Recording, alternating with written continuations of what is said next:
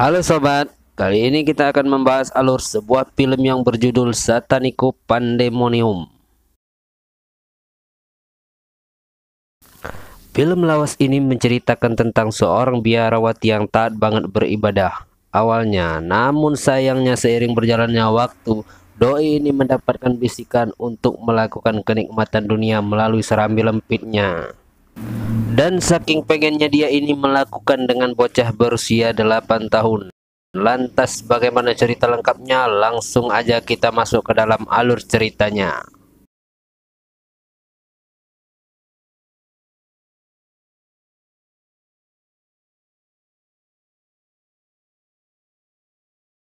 Film dimulai dengan menampilkan seorang biarawati muda dan juga cantik yang bernama Maria.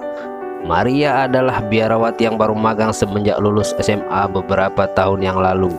Saat itu dia terlihat sedang memetik bunga-bunga yang ada di perkebunan.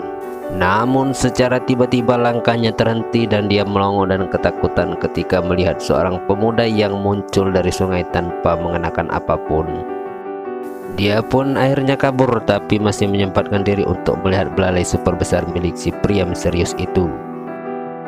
Dan setelahnya Maria pun pergi ke patung Bunda Maria untuk meminta maaf karena matanya habis ngeliat yang seger-seger cuy. Saat sedang fokus berdoa, Suster Maria dikagetkan dengan suara anak laki-laki di belakangnya. Namun ternyata anak itu adalah Marcelo, seorang bocah yang biasa membantu biarawati menggembala domba-domba dan juga binatang ternak di biara itu. Saat itu Marcelo yang kegirangan memberitahu Maria bahwa belum lama ini ada binatang ternak mereka yang berhasil melahirkan. Lalu ketika Maria sedang memberi minum seekor anak domba yang cukup gemuk, secara tiba-tiba dia melihat pantulan bayangan pria dari dalam air. Dan ketika diperiksa ternyata pria yang tadi sudah ada di belakangnya cuy. Pria itu memberinya apel serta berniat mengajaknya berkenalan. Namun lagi-lagi Maria malah ketakutan, dan karena udah ketakutan Maria pun akhirnya pergi menuju biara. Singkat cerita, di hari berikutnya para biarawati terlihat tengah menyanyikan lagu rohani bersama-sama. Selesai menyanyikan lagu rohani, para biarawati pun menyantap makanan siang mereka secara bersama-sama. Terlihat sifat kekeluargaan yang sangat kental di biara itu. Lalu ketika Maria sedang asik makan, secara tiba-tiba dia kembali melihat pria yang kemarin juga berada di sana cuy. Namun sesaat kemudian dia menghilang entah kemana. Maria pun semakin takut dan meyakini bahwa pria misterius itu adalah bukan dari golongan manusia, melainkan Syaitonir Rajim. Untuk menjernihkan pikirannya, Maria mendatangi biarawati kulit hitam, atau sebenarnya pembantu para biarawati sih lebih tepatnya. Dan Maria pun mengajaknya mengobrol. Namun ternyata kedua biarawati itu malah curcol dan bilang kalau dia nggak sanggup berada di sini karena para biarawati senior seringkali berlaku diskriminatif kepada mereka. Dan itu semua hanya karena perbedaan warna kulit mereka. Dia merasa tinggal di biara ini sama saja seperti tinggal di luar, karena mereka selalu dianggap remeh oleh para oknum-oknum biarawati. Di sini Maria pun mencoba menenangkan mereka dan memintanya untuk bersabar. Nah, lanjut pas Maria lagi berdoa, lagi-lagi dia ngayal bertemu dengan pria misterius itu. Dan sekarang ini Maria pun menangis meminta maaf. Untuk menebus dosanya dan supaya diampunin, Suster Maria memilih untuk memecut dirinya sendiri dengan sebuah pecutan. Ketika Maria sedang meringis, ada dua biarawati menghampirinya.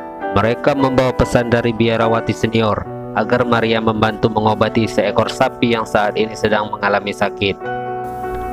Begitu sampai di sana, Maria pun mendekat ke arah sapi itu dan bilang kalau dia mengalami sembelit di lambungnya.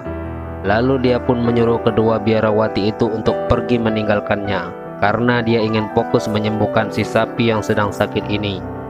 Dan sesaat kemudian Maria mulai memijit sapi tersebut. Nah, jadi cuy, menurut orang-orang di sana Maria ini memiliki indera keenam dan dia bisalah nyembuhin yang beginian. Lalu karena di sini terlalu lelah, Maria pun sampai ketiduran di dalam kandang sapi tersebut. Di waktu yang sama, si pria yang memakan apel muncul di hadapannya. Dia pun melemparkan sebuah apel ke arah Maria, dan ketika Maria terbangun, lagi-lagi Maria dibuat ketakutan dengan keberadaan apel yang ada di depannya itu. Dan karena takut, ia pun langsung menuju ke kamarnya.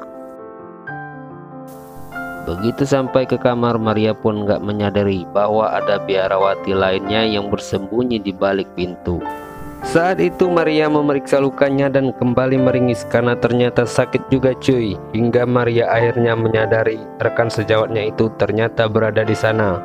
Dia pun langsung bertanya apa keperluan biarawati bernama Laura itu datang ke kamarnya. Laura pun mengungkapkan bahwa dia selama ini menyimpan rasa kepada Maria cuy. Maria awalnya ingin meluruskan kesalahan yang dialami oleh Laura, namun karena perasaan sakitnya itu gak bisa dipendam, alhasil Maria pun akhirnya mau diseruput serambi lempitnya oleh Laura. Maria yang awalnya malu-malu kucing pun kini mulai menikmati seruputan Laura yang ternyata enaknya. Meremelek lah ya.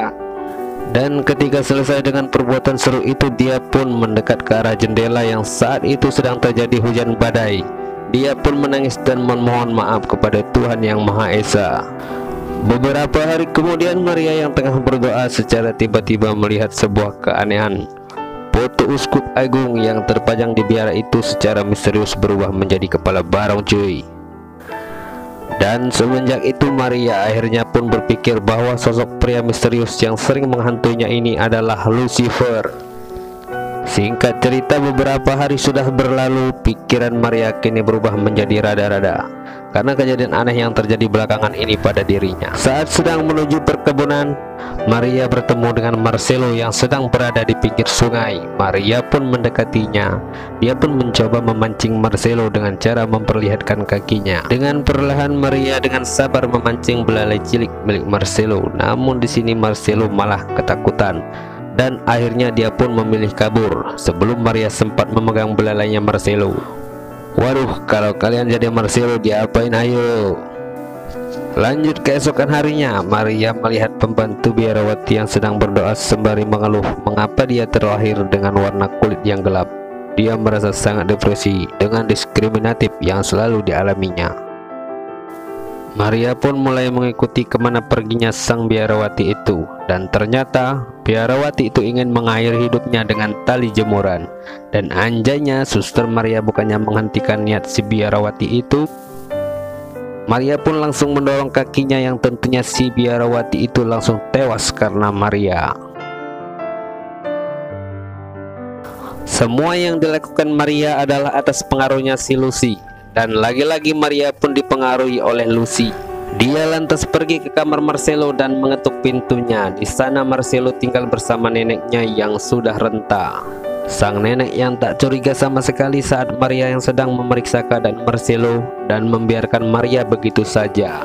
Dan di sini Suster Maria semakin terpancing karena melihat si Marcelo yang tidur hanya dengan selimut yang menutupinya.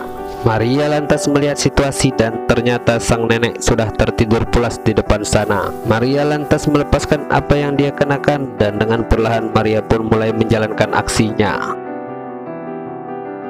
Namun karena Marcelo terus berpaling, Maria hilap dan dia mengambil sebuah pisau dan langsung menusuknya. Dia lalu tanpa sengaja menyenggol sebuah lilin dan dengan cepat lilin itu menyambar jerami yang ada di sekitarnya. Maria pun langsung pergi dari rumah itu dan membiarkan api melahap rumah Marcelo. Sesaat kemudian ketika di kamar, keanehan terjadi lagi pada Maria. Kali ini tangannya mengeluarkan asap yang cukup banyak. Dia lantas membasuhnya dan segera mandi wajib saat itu juga. Sesaat kemudian Maria kedatangan kedua orang rekannya. Mereka mengabarkan bahwa rumah pengembala mereka yaitu Marcelo mengalami kebakaran belum lama tadi. Mereka juga memberitahu bahwa Marcelo dan neneknya telah berpulang ke dunia lain. Dan di sini Maria pun mulai handal berakting. Dia bertingkah tenang agar rekan-rekannya nggak mencurigainya. Dia pun bersedih dan pura-pura kehilangan atas meninggalnya Marcelo dan juga neneknya. Sesaat setelah Maria pun langsung pergi karena katanya ingin mendoakan Marcelo dan juga neneknya. Begitu sampai di sana, dia langsung memeriksa keadaan Marcelo. Dia ternyata baru ingat kalau kalung miliknya sempat ditarik oleh Marcelo. Dia pun berusaha membuka kepalan tangan si Marcelo. Sampai akhirnya dia pun berhasil. Namun dari kejauhan ternyata ketua biarawati memperhatikan apa yang dilakukan Maria. Ketua biarawati itu lantas marah besar kepada Maria atas perbuatan yang sudah dilakukannya. Namun di sini bukannya merasa bersalah, Maria malah bilang kalau dia sudah nggak pantas berada di sana dan berdoa kepada Tuhan. Dan Maria meyakini bahwa kedudukannya saat ini lebih tinggi daripada Tuhan. Sang ketua lantas kaget mendengar pernyataan murid kesayangannya itu yang ternyata sudah tersesat jauh kemana-mana. Ketua lalu berdoa agar Maria kembali ke jalan yang lurus. Maria sempat mengaku salah dan ingin berubah pada awalnya. Namun sesaat kemudian Lucy kembali merasuki alam bawah sadar Maria. Tiba-tiba di tangan Maria muncul sebuah tali. Dan sesaat kemudian sang ketua meninggal dengan sangat membagongkan di tangan Maria. Untuk menghilangkan jejak, Maria lantas membawa sang ketua untuk menuju ke tempat penyimpanan mayat. Setelah selesai, Maria pun mengikuti ke acara pemakaman Marcelo. Ketika pemakaman berlangsung, Maria melihat tangan si penggali makam itu gosong seperti habis kebakar. Maria pun ketakutan dan dia langsung kabur menjauh dari pemakaman. Dia pun berlari tanpa arah sampai akhirnya Maria pun terjatuh di sebuah kubangan lumpur. Dan saat itu juga Maria pun tersadar. Rasa takut dan penyesalan mulai menyelimuti perasaan Maria. Dia merasa bahwa Tuhan gak mungkin memaafkan semua kejadian yang sudah Maria lakukan. Dan akhirnya Maria memilih pergi dan tinggal di sebuah gua untuk mengasingkan diri. 3 hari berlalu dan 3 hari pula Maria meminta maaf dan meratapi jalan hidupnya dengan penuh penyesalan. Dan di hari keempat ini, pria misterius yang Maria anggap Lucy itu tiba-tiba muncul untuk menggoyahkan taubat Maria yang sedang dijalankan. Lucy pun meminta Maria untuk kembali ke biara dan menggantikan biarawati ketua. Lalu Lucy meminta membuat aturan-aturan yang baru yang gak menyulitkan umat manusia. Meski sempat menolak tawaran Lucy pada awalnya, namun Lucy mengatakan bahwa jika menolak dia akan merasuki semua biarawati agar menghakimi Maria dan menghukumnya secara sangat perlahan. Dan mau gak mau akhirnya Suster Maria akhirnya setuju dengan sangat terpaksa dan menjadikan Lucy sebagai sekutunya agar bisa menghancurkan biara.